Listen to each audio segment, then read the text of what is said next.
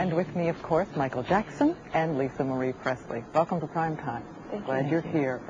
It occurs to me, looking at the two of you, I have got to start by asking how this marriage took place, how it began.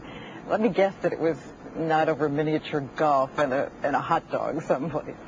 When did it start? When was the dating? Well, we first met. She was 7 years old, and I was 17. This was in Las Vegas. She used to come and see my show all the time. We had the only family show on the Strip. It's the Jackson 5. And she used to come as a little girl and sit right up front. She came quite often. She came with a lot of bodyguards. And had you stayed in touch over all these years? Sure. And then she'd come backstage. Then I'd, talk and say hi, and then she'd come again. And I thought she was sweet and loving, and I always hoped I'd see her again. And who first talked about marriage? We didn't stay in touch. We didn't stay in touch after that, no. He had, go ahead. You want to say what happened? No, you can say. You have a good memory. Well, you said you were going to say it. Our first argument here on this hour. Who proposed? I mean, how did marriage actually get discussed? Well, at first, this is what happened. When she was 18, I used to tell my lawyer, John Branca, do you know Lisa Marie Presley? He'd go, well, I represent her mother.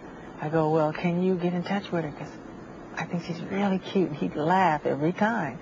He goes, I'll do my best. That's what he'd say. Then he'd come back. I said, well, did you find out?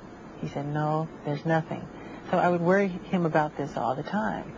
The next thing I noticed, there's a picture on a magazine cover where she's married, which really tore me to pieces.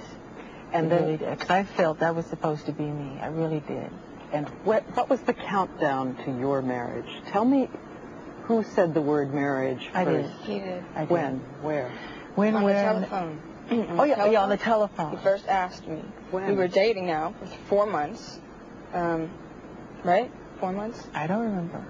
Well, anyway, we were spending a lot of time together. I don't know how I didn't manage to get in the press, because we weren't hiding it. I was in Las Vegas. We were in Neverland. We were everywhere. I went to Atlanta. We were in bookstores. We were not hiding it. And you said yes right away? I was separated for 4 months, and he said, what would you do if I asked you to marry me? And I said, I would. Big I would, though. You were really enthusiastic. I have to ask you this, because I can only imagine the number of lawyers involved in a prenuptial agreement between these two fortunes. Mm-hmm. Is there one? A careful one? Well, we've worked out things and we've signed certain things, but of course, that's very confidential. We made agreements prior, yes. As you know, the reaction to this marriage, and I know you feel strongly about it, but the reaction to this marriage has been across the spectrum, everything from astonishment to delight to suspicion, that it was somehow too convenient. Lisa, did you ask Michael about the charges?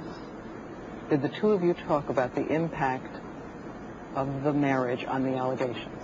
Absolutely not. He called. I was in touch with him through the whole process of this charges going on. I was talking to him when he disappeared. I was actually supposed to go to San Juan, Puerto Rico when he left and disappeared, and I got a call that he wasn't going to be there, and I was actually part of the whole thing with him, but talking to him on the phone. So I didn't. Did you say to him, are they true? No, I didn't. No, I actually did not. I want to take a minute here, and I'm going to come back to the marriage. Sorry. He went on and on and on about it, so I didn't really have to say, are the allegations true? It was, on the phone, and over and over just again. Constant, yeah. Well, because I know that you've wanted to express similar sentiments for a long time. I want to ask a few things about the charges, but first I want to establish for the viewers here, there are no ground rules. You have said to me you are not afraid of any questions. So I wanted that understood by everybody before we proceed.